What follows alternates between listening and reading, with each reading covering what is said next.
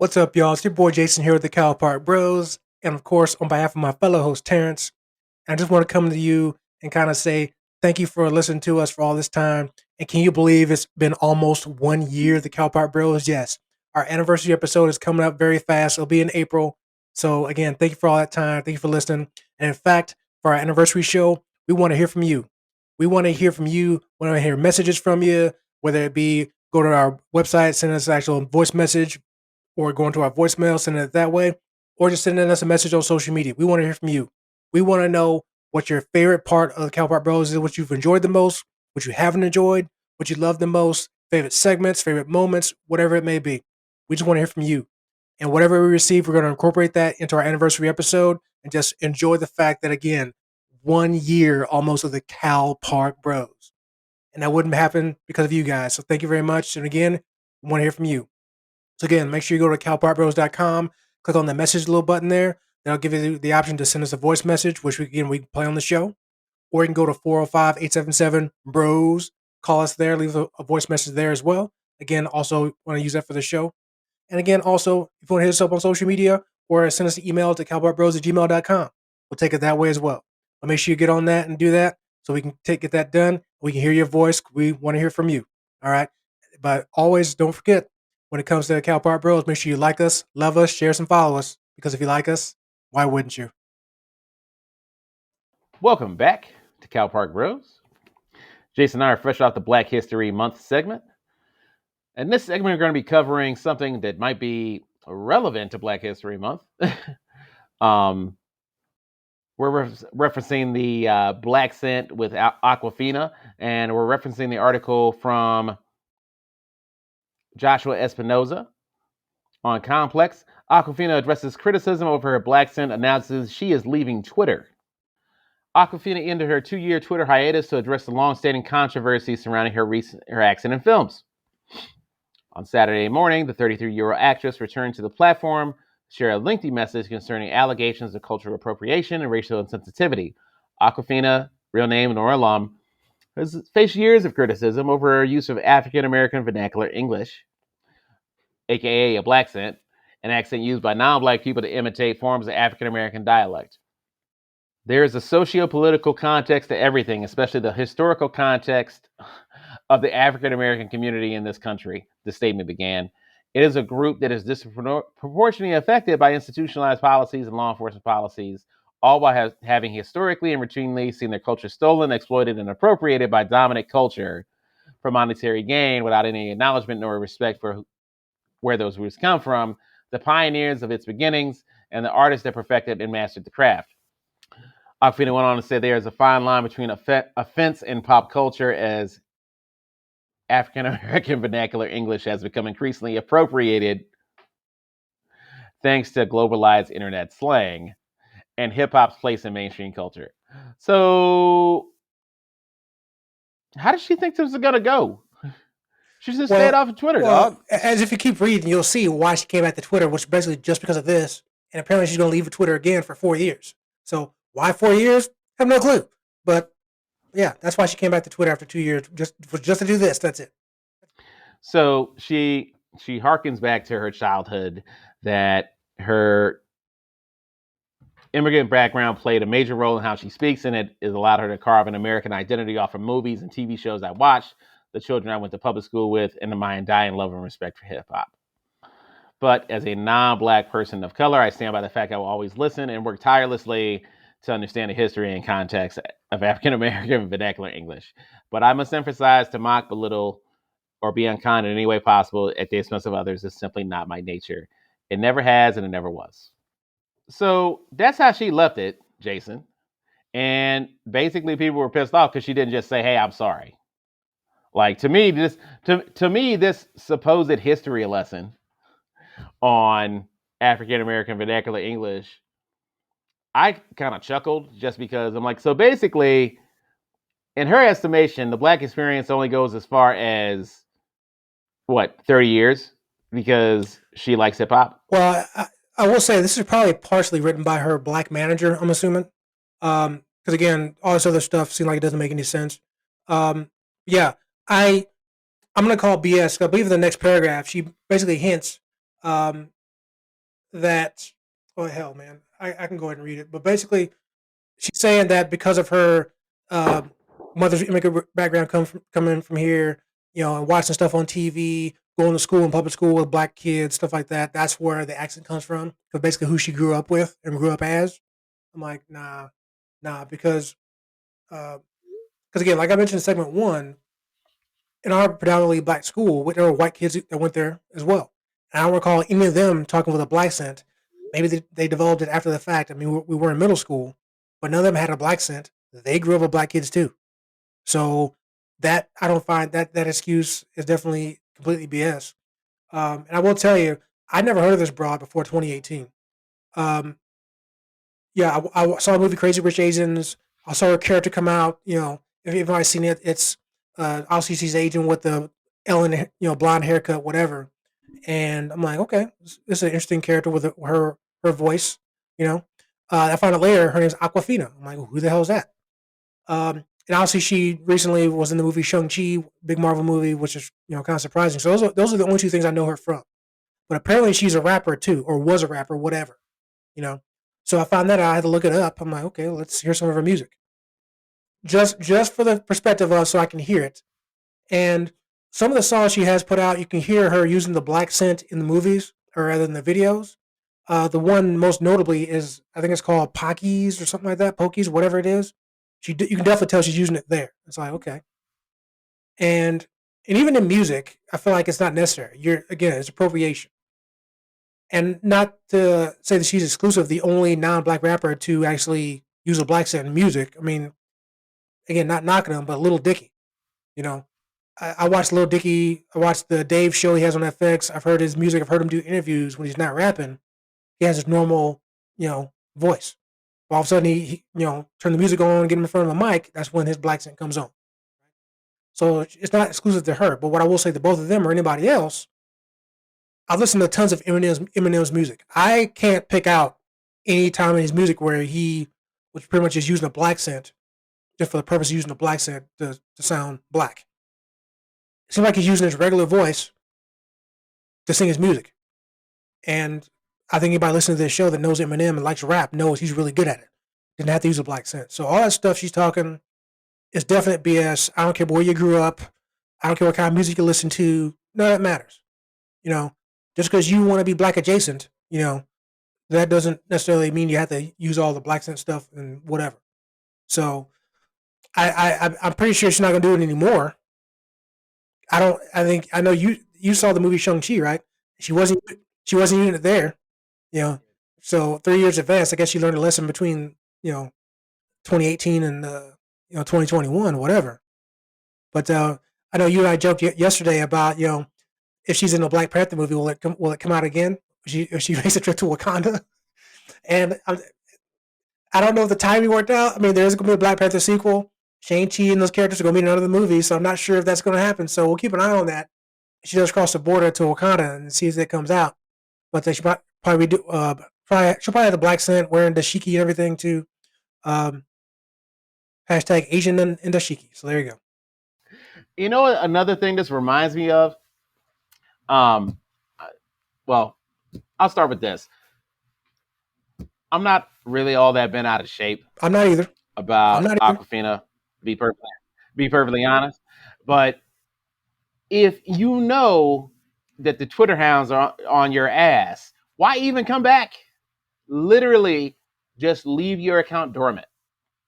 Why even Well, post and that's anything? why I say, I mean, obviously it's on her Twitter account, but that's why I say this is probably all written some degree by a manager, a publicist of some sort who probably is black. Or actually, now I think about it, probably wasn't because some of the stuff, and yeah, some of the stuff's really true about it. She probably, probably did grow up in New York, wherever the hell it was, you know, around black kids watching the movies. That part's probably all true. So I don't think what she said is a lie. I think it's just timing wise because obviously she's coming into her own when it comes to all these acting roles and stuff like that. She was in Shang-Chi. She's probably going to be in the sequels and stuff like that. She has a tons of other movies in production or post production or pre production right now between now and 2023. So she's coming out into her movie stardom, I'm sure. So I'm sure this is as small as it may be. I'm sure it's just a controversy that they're trying to clean up. So that's why I can see her coming back to Twitter, whether she should or shouldn't have. But that's why she come back to Twitter, because she wanted to address it, and she probably has a huge following on Twitter. So I'm sure that was like the best place for her to do that. But I do agree with probably where you're going. If you're going to issue that statement, there's probably other ways you can do that. If it's through your publicist, I'm sure your publicist has a way to get that message out to the media so they can post it on their sites. You don't have to come back to Twitter for one day after 2 years, just be gone for another 4 years for whatever reason, you know. So so yeah, I agree with you. That doesn't make sense. Other than it's just a way to, not a publicity stunt, but a way to control the narrative so she doesn't stunt her growth or lose her growth at all when it comes to her quote unquote budding stardom. Yeah. Don't Oh fuck yeah, up the yeah, Marvel money, yeah. dog. Just Don't saying. do that. I mean, I didn't look up how much she made from that movie, but anytime you're starring in a Marvel movie, you got paid, and you're gonna be in more of them, probably at least two more. Don't mess up that bag. Don't mess it up. Your music was already terrible enough. You're smart enough to move on from that and get in the movies, and now you're in the Marvel circle. You might be good enough to make them do a Phase 5. Okay, don't mess it up. Take advantage of this Phase 4 and go with it. It was cracking me up because Aquafina. I mean, you literally have the fucking handle. So on Twitter. So why even front? Okay. I mean, you want to. This reminds me. What I was about to say is this reminds me of the that standoff between Jeremy Lin and Kenyon Martin. You remember I that? do not. Tell us about it. Oh, well, Jeremy Lin was doing some wild shit with his hair, and he ended up Okay. getting Yep. Go dreads ahead. one season. And then Kenyon Martin started talking shit, saying that Jeremy Lin wanted to be black. And I don't know. Is there? I mean, okay. So, and I guess this is one thing I definitely want to bring up, and I'm glad you brought that up. It's like, is there a line? Like, is there a line? And obviously, there must be, to say, okay, here's a line. On this side is appreciation.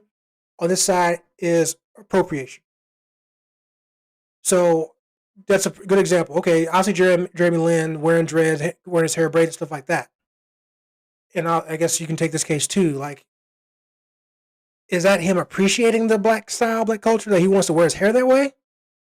Because he's not not say there's a difference, but he's not walking around using a black scent, stuff like that. He's not like taking on the full, appropriation. Obviously, he plays basketball, so there's that. But and not to say basketball's only for black folks, but hey, the NBA is what it is.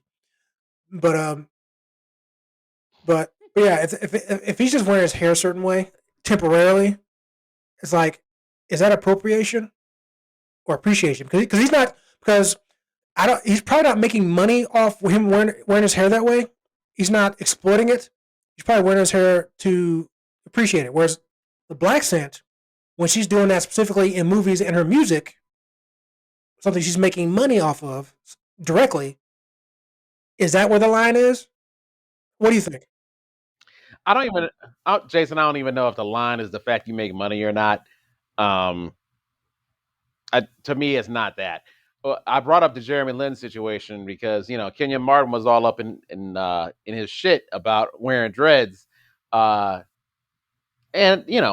some people from our tribe definitely can be a little territorial when it Well, comes to what tribe things is this, such Terrence? as hairstyles. Be specific.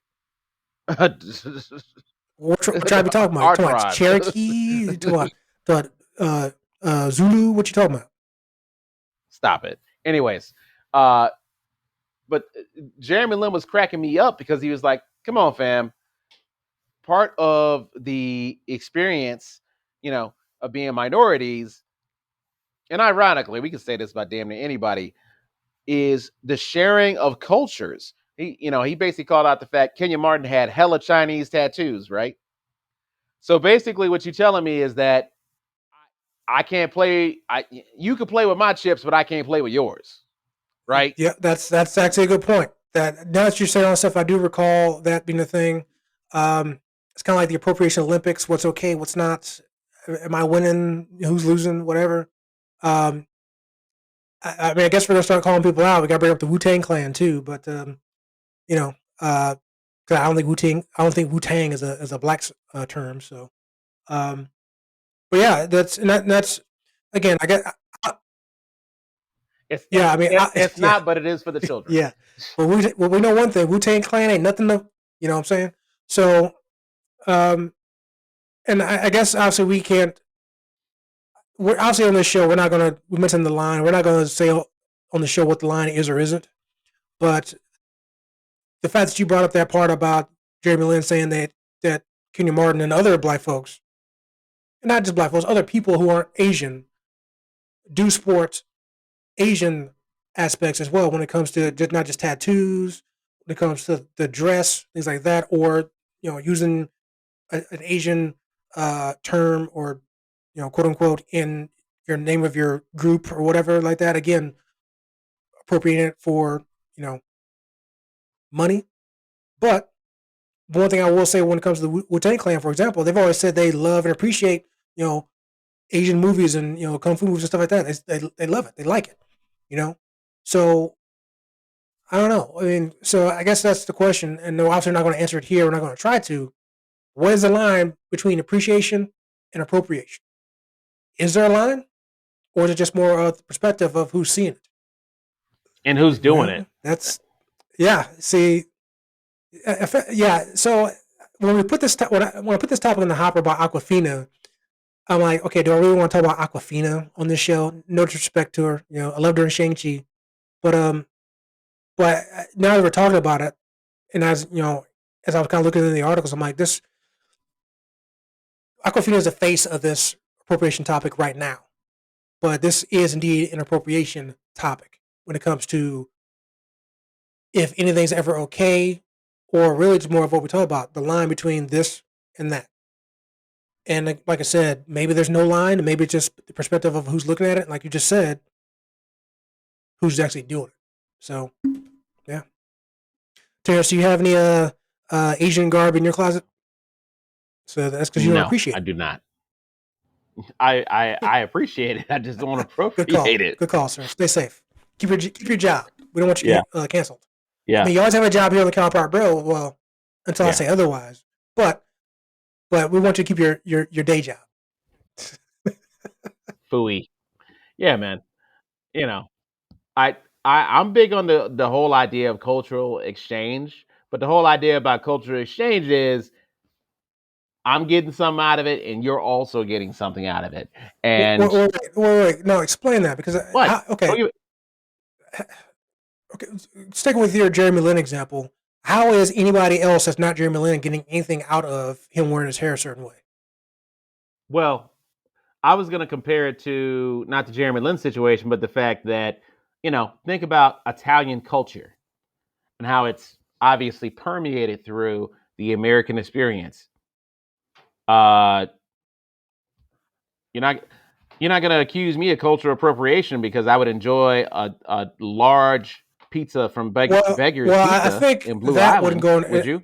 Well, I don't think that can go in the category of appropriation because you're eating a certain thing. Because obviously you're not just eating Italian food. I think what the issue could be is when people are trying to emulate what they think a stereotypical Italian culture is. I think that's where the appropriation comes into play. You know what I mean? Like if the stereotype of Italian culture or Italian family is, the mob or gangsters and stuff like that, people trying to appropriate that into their life, for what in whatever aspect they mean. I kind of look at that as more of a thing. I mean, I don't know how much people are appropriating the Italian culture, but I'm sure somebody is. You know, and I'm not trying to be funny. I'm being serious. But what I'm saying, yeah, you're sitting there, I but you're know, I laughing, so you understand, find but I something just funny. You found definitely. humor. Am I funny? You think I'm funny? Funny how? No, that's me quoting a movie See, line, now sir. you're That's the difference. appropriating. So that's a huge. That's a, no, no, no. There's a huge Yeah, difference. Me quoting a you're movie line, and I'm not using. See, okay, and that's another example too. So it'd be one thing if I quoted that line from Goodfellas. By the way, if you don't know the reference, look it up. I was quoting that line from that movie, but I wasn't using like an Italian accent to do it. You know what I mean? So that may be part of the difference there. You know what I mean? And not to just say somebody quoting a line in a certain accent is appropriating something. It's probably more making fun of something in particular, which could be good or bad. But yeah, I just quoted a movie line there, so relax. Okay. Hey, my best friend's Italian, sir. Yeah. I can't be racist. But Oh yeah. On that note, that concludes our segment on cultural appropriation. Coming up next, we'll be talking about the end of an era in the National Football League. Coming up next on Cal Park Bros.